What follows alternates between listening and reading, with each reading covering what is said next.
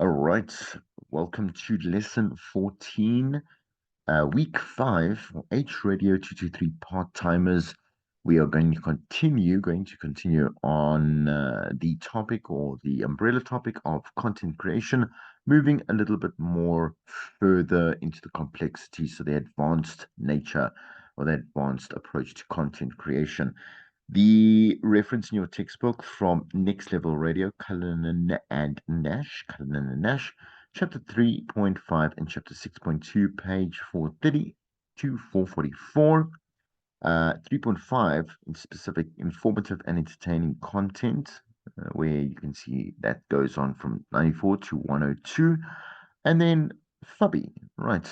The Fubby approach, which you learned last year, just to kind of revisit that and look at these different areas that we can use to obviously apply to the content creation and our approach to content creation. That's on page 215. Okay, quite a long lesson. So we're going to take it obviously bit by bit and just sit back and make your notes and learn, right, as you move along. All right, so let us start with, well, the question of what makes content informative and entertaining. At the end of the day, you've got to sit back and say, first, I always like to, say to a student, you're a consumer yourself, so you're a listener and a consumer of any product. I would say that you can go buy and eat or dress or like wear or whatever it may be, right? And you would be able to know like how to, for example, say, do I enjoy a movie, right? Or did I enjoy that meal? Did I enjoy that experience? And so you are also able to say whether or not, when you're listening to radio, you can say, well, did I enjoy that piece of radio, that show, that station today as I listened to it and spent some time there? And so, when you look at content itself, the informative, entertaining, educational aspect of it, did you enjoy it? At the end of the day, would basically comprise of how well it was constructed in terms of information, entertainment, education, right? That applied to you as that target audience, and did it apply relevantly? Okay. And that will amount to, let's say, a high, let's say a high review for whether or not you did like that, or a very low review if you didn't, right? So the longer you can keep the listener engaged for, in other words, distracted, and I think we spoke about the origin of distraction, right, which is entertainment. Being able to distract for longer periods of time means that you are busy indulging in great entertainment. So the more advertising 10 to 1 you're going to hear over or across, shall I say, different quarterlies of that hour, depending on where the station has particularly placed them, right, or scheduled them. And so the thing is, again, the results is a better return on investment, so ROI for the client, which remember we have to be able to look at two factors here: the client and the listener, and be able to make sure that both are pleased at the same time. Very easy. It's not a big job. Make sure that both these particular stakeholders that are important to our product are happy on both accounts, right? Okay. So we're going to look at the life cycle of a specific show. It's something that was again introduced to you last year, but we're going to look at it and its phases more as in a bit more detail, a bit more intricately. The introduction phase, the growth phase, the maturity phase, the decline phase. And again, I'm not just rushing through because each one is going to be broken down throughout the lecture as well. And then so the approach of this is to understand that, from the beginning, when you go on air and you are, let's say you've got a particular show, right? It's going to into different phases of growth.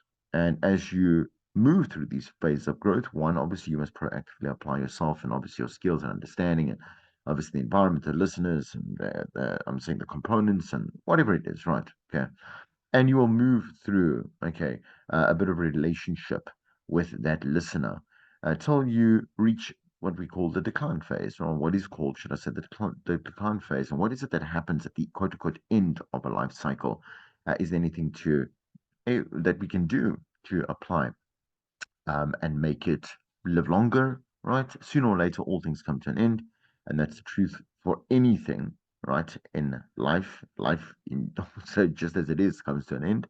So will shows at some other point, right?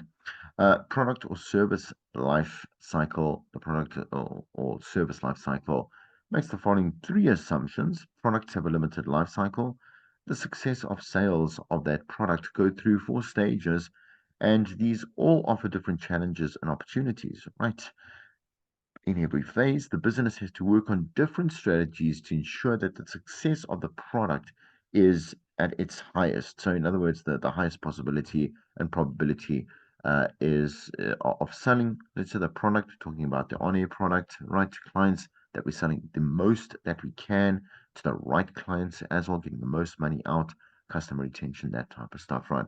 So, one, definitely from a programming perspective and a presenter perspective, so a presenter, even obviously a producer perspective, to understand these different life cycle parts. But knowing that when we go and we again capitalize on what we can do, if we understand something, we can obviously focus on the different areas and work on them strongly, right? To produce great radio, and great radio yields great revenue, right? At the end of the day, radio shows are now different. How, in terms, it's supposed to suck at first is the video that you can go look at that explains this entire process from Tracy Johnson, who put it all together. And you can just go have a look at those particular notes. I have also uploaded the video, which I put it in the actually the first years, but I will just share it on WhatsApp with you. So you can either choose to go through this lesson or you can choose to go through, his little info video that he does as well. Either or, right? The introduction phase, let's go into the beginning phase of a show that's just gotten on air. New team there, or just a solo presenter, doesn't really matter, right? Any kind of like dynamic, but it is the introduction phase, the beginning of your little, like, it's your dating relationship with that listener. It's like meeting someone for the first time in a bar. Particularly if we look at the first 18 months of a show, they these say, listen, where the listener is trying to get to know you, it takes perhaps even that long. And I can say this with validity and with surety, just because, every time we've looked at focus groups and the focus groups results, or the focus group results that have come back to the station, and they were trial and testing or investigating, etc., researching on a particular show. For many, many, many months, the show has been on, quite like when you hear a song on radio, but not exactly in the same context. But I'll get back to that in just a second. You only pick up on certain aspects of the show, like the name of the jock, or the name of the show, or even some of the features that they might have, maybe the temperament of the show. And first and foremost, 10 to 1, it's going to be the music, because the music is part of the station brand. So if the listener is there, they know what music is expected. They kind of know the advertising, in a way they expect the advertising. They expect our benchmark elements, right? But as a show, like, this is new waters, okay, or new territory for them. So uncharted waters, new territory that they are entering, and so they will be very, like I say, picky, as to how it is that they build that relationship. If they're not interested in you, like that first impression that you do give them, maybe a first couple of impressions that you do give them, even if they do give the show a chance, they're 10 to 1 not going to come on that journey with you, right? So there are certain ways, and this is a suggestive approach to building a show. It might not be the only one, and also 10 to 1, right? You're going to experience a lot of different hybrid approaches. I'm saying in the actual industry, because different station managers, different stages believe their own kind of mandate as to how it is that they decide to build, right?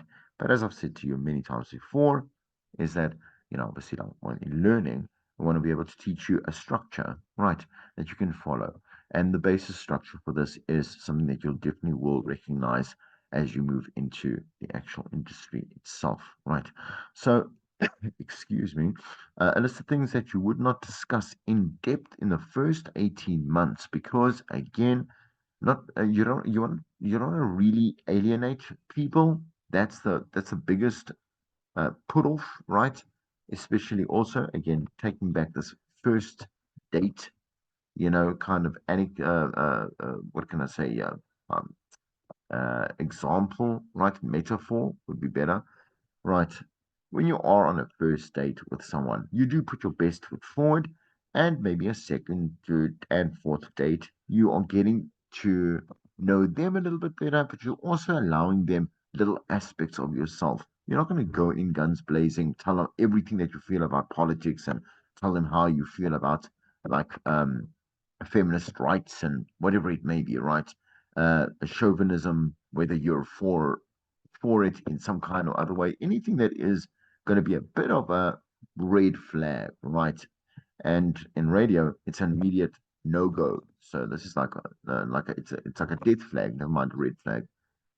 If you come in strong and you speak about religion strongly, politics strongly, your sexual history, a big no. I don't even think that should ever be uh, as part anything that's part of your content, right? And not because you're not a human being, you don't have sex at the end of the day. But the thing is that you got to be very careful as how you go and share that type of information contextually correctly, right? Your controversial worldviews, embarrassing topics that they are not going to be ready to share with you because they haven't built a rapport, and personal details that may push the new person or the listener away. So in 18 months, it sounds kind of boring. That almost like you can't really touch on anything, but you can. There's many different things that you actually can talk about, right? So we can talk about education, we can talk about, economy, and we can talk about, let's say, relationships. But I'm saying to you, yeah, your relationships are cool. Like I'm saying, so friendship relationships, family relationships. We can talk about spiritual growth or whatever it may be without it going directly into religion and sects. Definitely, we can talk about politics in the way that we are being observers, and the way that it filters down to that particular listener and their life, but not about the politics themselves. Purely one, because also you're busy again testing waters here. Um, it also might not be something that you're comfortable with just yet, and perhaps maybe not again a good time to be like bulking up on those political analysts and those particular political representatives in studio with you on the phone, right? Um, a good, let's say, a good anything between, I would say, 18 months, right? Before you think that you are ready. It's also about your own capabilities, right? To see, listen here, am I competent enough in terms of being able to have achieved this so that I am ready to grow to another phase, right? Let's keep looking at the introduction phase. List things that you might and most likely discuss things like like songs, that you just maybe have heard. You might want to showcase some artists when they do first plays on radio, favorite types of entertainment, general relationship topics, general lifestyle topics, personal observations about the shared space that you are both you and the listener, obviously, right, having common and both inhibiting to maybe where you are currently in life, right?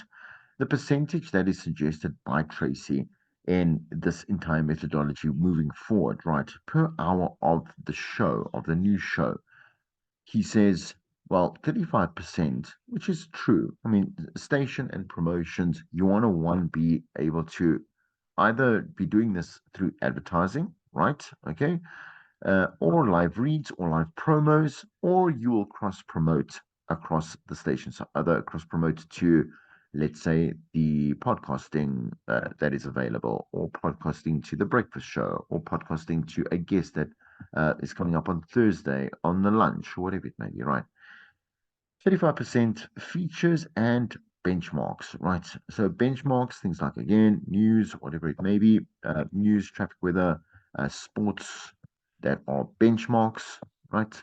And then we can also have benchmark features, which a feature ideally, as I said, must be done at the same time every day that show occurs. Or let's say you want to plan it once a week, it needs to happen on that particular day at that particular time. 35% of that.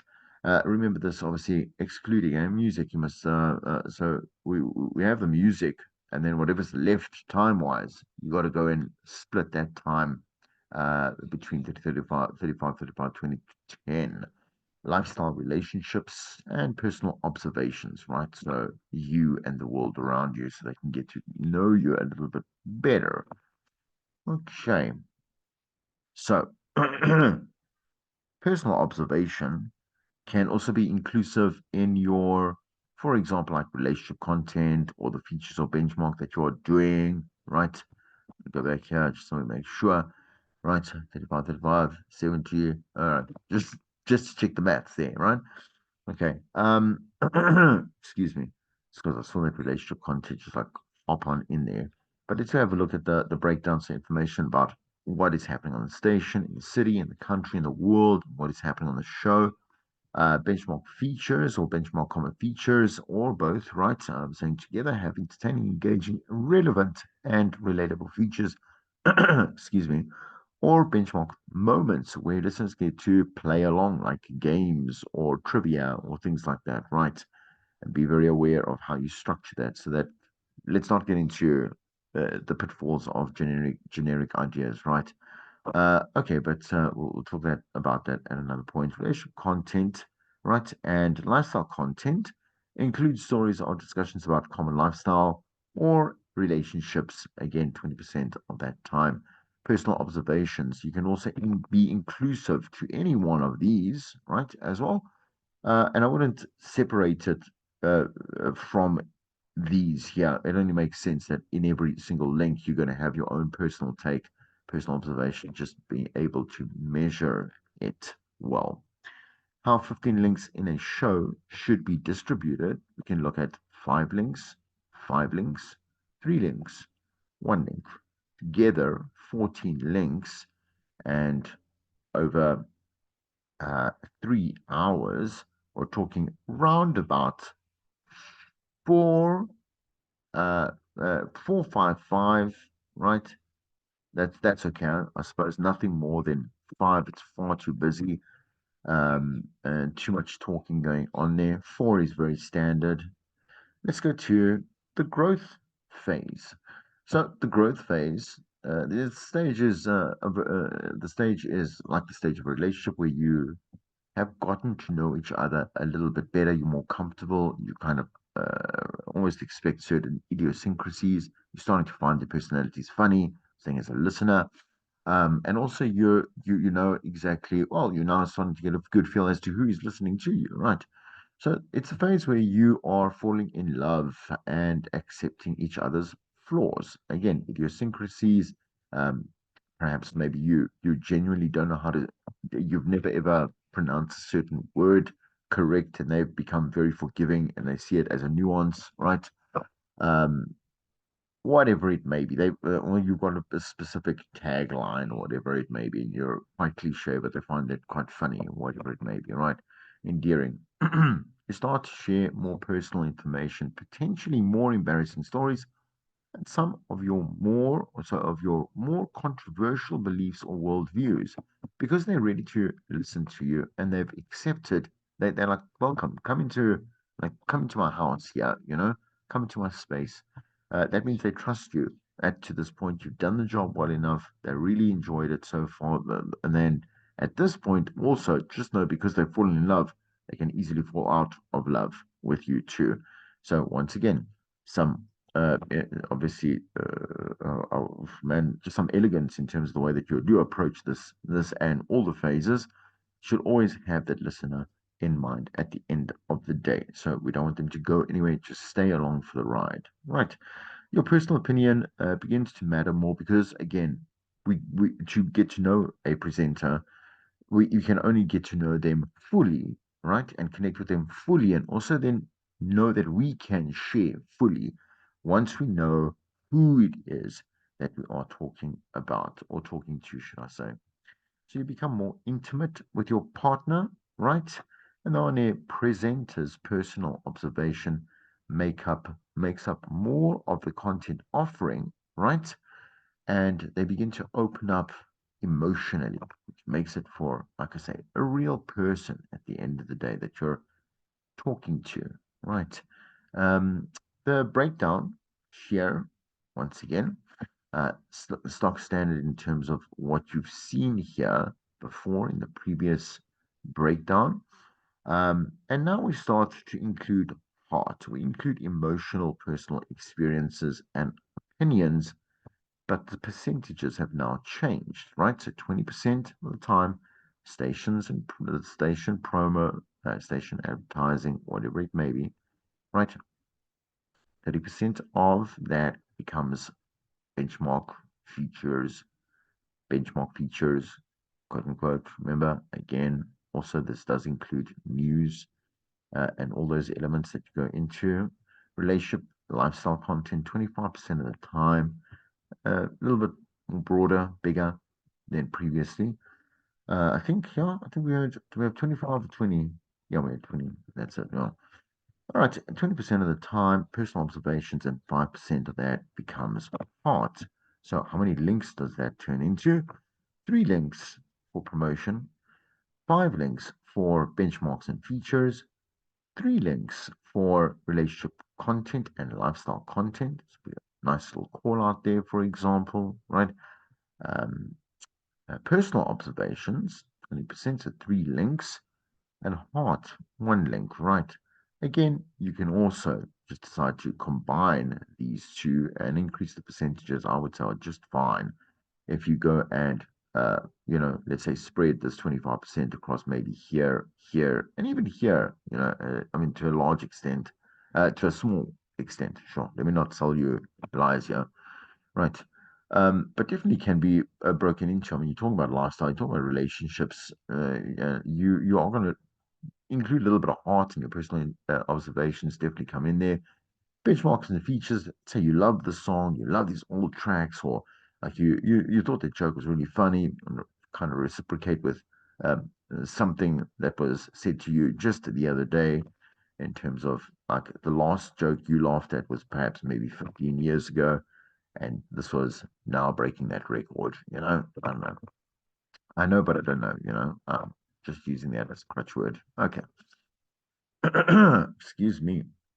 The maturity phase. In this phase, the radio show has reached a point where new growth is generally small, and the base listening or the listenership um, who tune in regularly is robust and they are valuable. In other words, they're loyal, loyal, loyal. They come in every single day or every time the show is on. They're going to pop in, perhaps maybe not whole show, but definitely for each show. So when the show enters this phase, it usually means it has been successful in building an external audience base, right? So loyal, again, listeners that are ready to, they're ready to attend, man. They're ready to enjoy. So if a show is declining in listening or listenership numbers, you typically see it in the growth phase, right? As early as that, which means that you are doing something wrong. Um, this phase is where advertisers get the best bang for their buck, or podcasts get into the top 10 most downloaded podcasts weekly, etc. in the maturity phase, right? Just be aware of that particular statement over there, right? The whole point, once again, just to remind you, like as we go through these phases and we are seeing any kind of decline, we need to be focusing on these and saying, okay, like what is it that we're might be might be focusing too little or too much on? What is it that we are saying? Are we doing it correctly? Is it enjoyable? Is it relevant, etc.?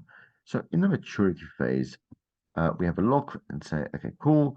Let's break it down to 15% of station and promo, right? Still in there, still will be advertising. You understand, right? Um, it depends on. So don't think that one person is moving from one slot to another, right? It just means that instead of filling it up, like in the beginning, we're talking about cross promoting and filling it in with, let's say, podcast promotion and stuff like that, just station stuff, right? Commercials, right? And paid for commercials.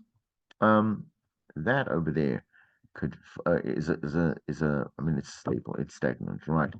Okay, and this is how we go and add value. All right. Anyway, benchmarks go to take 25%, relationship lifestyle content 25%, personal 25%, and 10 for the heart, man. Okay. So definitely once again, really looking at how much that relationship has grown. You two become one, right? You and the listener, in terms of like a marriage or kind of like a permanent relationship. I don't know. They call it out of marriage. I don't know, whatever. Um, all right. Two links for stations and promotions. Suggestion, right? Again, please, again, this is one approach to doing radio. Four links for features, four links for relationship and lifestyle content, four links for personal observation, and two links for art. So this is the interesting part, more interesting part, so that I don't say anything less about what we just went through. But the decline phase, so the end, quote unquote, the end phase of that particular show, and what to do when we know that the show is getting a little stale, it's getting boring, very predictable. You can see that the stagnation of everyone, saying presenters and production alike, is just, man, it's setting it up for failure. This is the phase that every radio presenter dreads because it will come. Like your time on air will end. The phase where audiences uh, start to not listen to your show. They see it as not so necessary in their life, and their everyday life. They're like, I can give it a skip here, two, three skips until it really isn't. I don't really feel it. I'm feeling apathetic about the approach, whatever it is, right? Anyway, the number and the ratings start to fall, and the listeners begin to move away. When the show begins to reach this particular decline phase, it's an excellent idea to rest the show. In other words, bring it to an end, right? Some people do extend. I think it is mentioned in the next one, right? There's a couple of things that you can go and do, right, to go and extend the decline phase. But sooner or later, if you do plan an exit strategy for the show and the team, or whatever it may be, right, that's how you're going to make sure that you focus really strongly on the show and have a strong finish. Okay. This could also be not exactly firing the people, although we know that always happens, but you could also move these presenters or that presenter and the team to other shows, right, in different slots. So, and like I say, just deconstruct this particular show because it has come to an end. Every show has an expiry date. Um, right, to escape this expiration, one needs to adapt and change things up. Right. So, if your show is not a new show, obviously you've been doing it for quite some while, quite some time. Here's a basic hierarchy of content in three levels that you can take and approach and apply it to the show, and it will refresh things. Right, level one. This level involves the content such as storytelling. At the heart of great pieces of radio lies a compelling story that is personal. Like I'm saying, it's personal. It's warm. It's connective. It is empathetic, if it is, but it's definitely an observation of, right, that particular presenter's point of view, right, or well, I should say personal approach to whatever it is that they are busy telling a story about, right? But it gets your hearts racing in some other way. You I don't know, you follow better. I was going to say you fall in love with the present all over again. Good, maybe. Yeah, so I don't know, whatever. But it's more that you follow that presenter as they speak about whatever it is that they're trying to speak, because they're leading you in the right way, and again they're using their great emotive language in the correct context, right, and to the correct levels. They spark imagination and they enthrall and delight. And stories also add dramatic moments to the radio show. Can't just talk about everything that happens or you grab off the net. That makes no sense. And it's boring because it's already there, right? Level two involves content such as features, benchmarks, and other recurring pieces that include obviously entertaining aspects of them and adds structure once again to the experience. They expect it at a certain time. They know how this feature works. Features and benchmarks are standalone episodes or standalone segments, right? Okay, inside a familiar frame or content container. So people love things that have worked, and we know features that have worked for years and years and years and years. So if they worked really well and they continue to work pretty well, and perhaps maybe they sponsored and it's gotten to that level, then why not just continue with the feature? At the end of the day, I mean, there's a rough rule that says you should actually drop a feature every 3 to 6 months, right?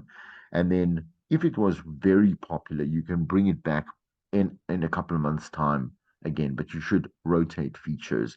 Unless it is sponsored, right? You can't do that. But ideally, what you want to do is keep things fresh. If it worked really well, they're not going to say, "Oh, but where is their feature?" They will be like, oh, "Okay, there's something new, and it's also really great to listen to."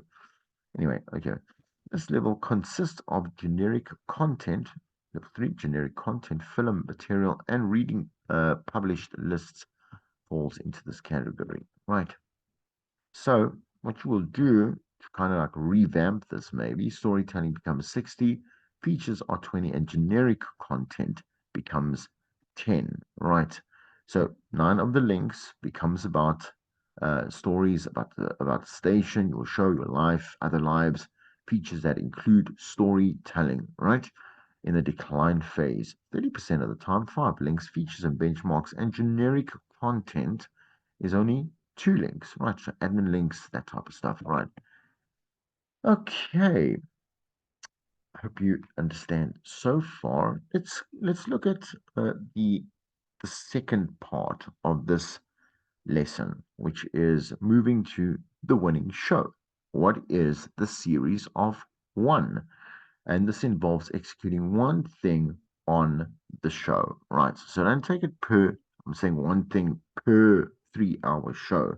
We divide these in segments, right? So, for example, every quarter hour that commands the listener's attention. In other words, at every 15-minute point, like in our quarterlies, right? There should be something happening besides playing music, right? So we know music is playing. It could be, let's say, news. It could be sports, true, that's fine, or traffic, or whatever it may be, right? But also, we have to go on and say something within every 15 minutes, every quarter of that hour, we should have a link that comes in there. And when we go on air, we're commanding listeners' attention, right? So first and foremost, make sure that you are on air because that is your job, right? Every hour that causes a definitive emotive response. So what is your content doing? Like, is that having them, get up and dance, or like put the radio on louder while they're, because they want to hear this particular interview and they don't want to miss it. There's a funny moment and it was caused by a comedian in studio or a really funny listener on the line. You did a feature, right? And it was again a motive response. It doesn't have to be emotional in the sense, oh, I'm so emotional. It's joy, it's laughter, it's tears, it is anger, frustration, it's relating to someone or something. Right. Okay. So it's every hour per day. So every show, your audience would share with their friends. Did you hear that moment? In other words, maybe not directly, did you hear on that show because I know you listen to it too. But they also could have found that content thought provoking at the end of the day. And it basically ignited a train of thought that made them go and want to talk about it with somebody else, right? So they learned more about, I don't know, corruption in their community. The first thing they did is went and informed their mom or dad or husband or wife, whatever it may be, or friends that are living next door, right? Or they went directly to the municipality and found that they had to go through a particular process because maybe there was a call to action because of corruption. Maybe they lost money or business were affected. I don't know. But the thing is that per day, that person was inspired to go and do something, say something, think something based on your show. Every 3 months, um, 3 months, the people can remember the show by something that you did, something great, all right? Something great on the show. So you had an outside broadcast that really was great. You had a road show, perhaps, maybe, that you planned out, like a live concert. I don't know. There's a couple of options of standing out a little bit more in their faces. And every year making your show legendary. That one moment, which I can't tell you what that's going to be, as you go through a year and you are proactive and you're growing as a greater broadcaster, that legendary moment, yes, could be something that you pre-planned for weeks or months, whatever it may be, right? And you have just executed it pre-post, right, and current. I'm saying phases to absolute perfection, right? And it was just a magic moment. All right, so let's have a look at to help in the planning of a show. Excuse me. As you can hear, I'm having a bit of trouble just in general here. Throat and nose.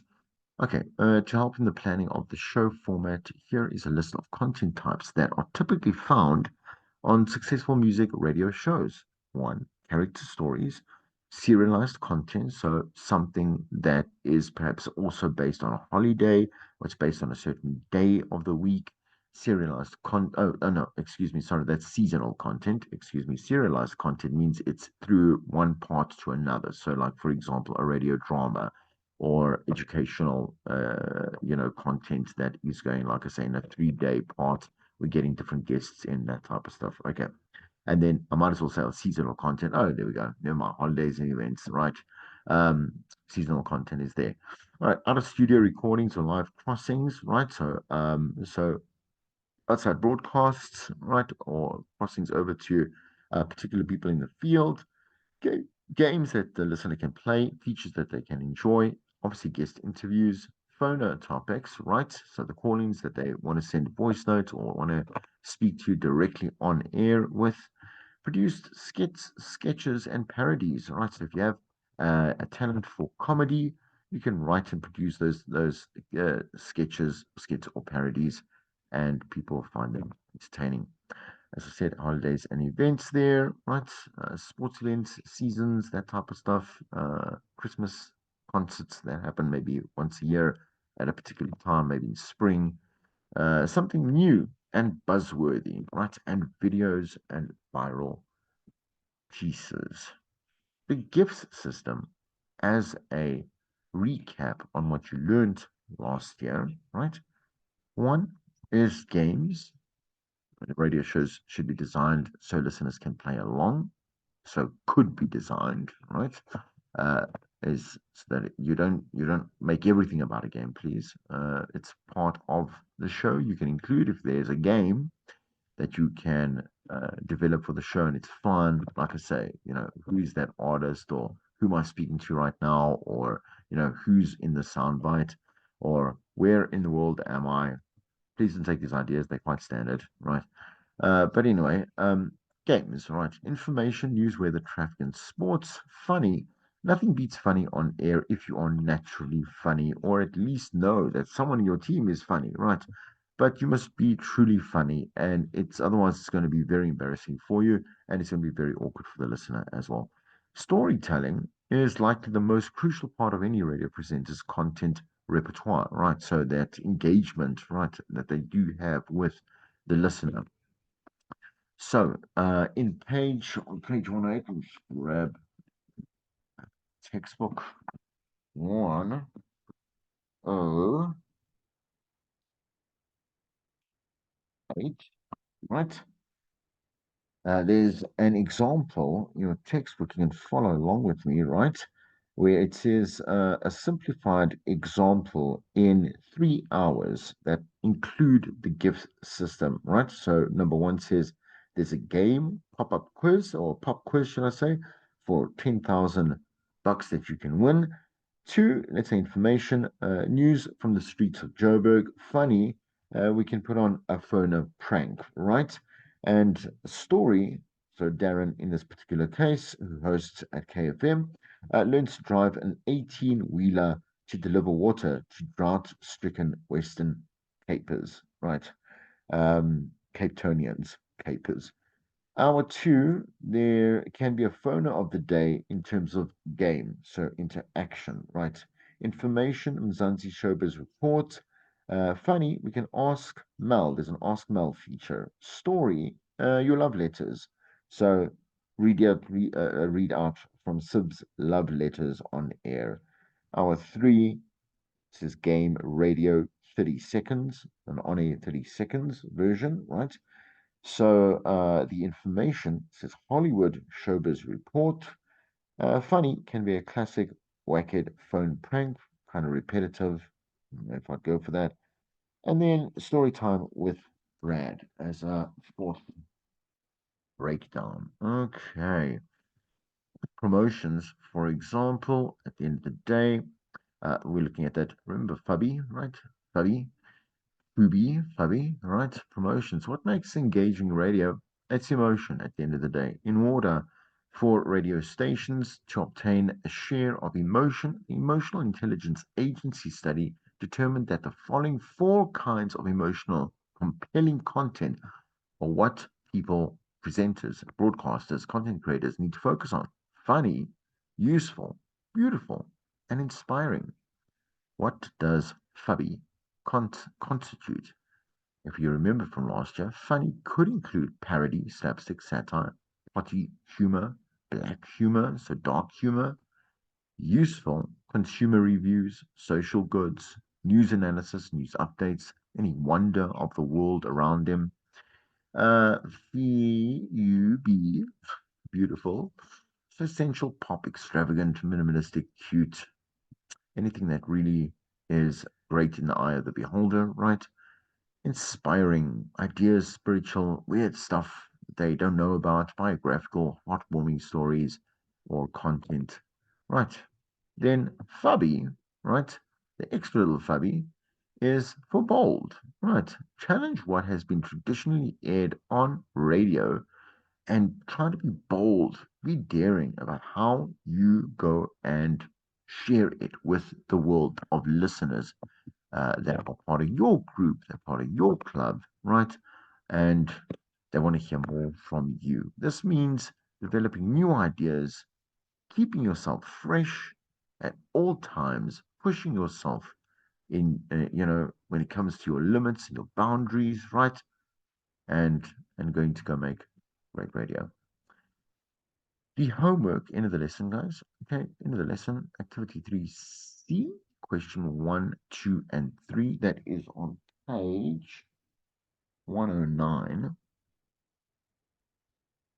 109. Nope, that's not right. 109. Page 109. Right, and then redo lessons 10 activities, but this time ask students to use Fubby and GIFs as your method, right?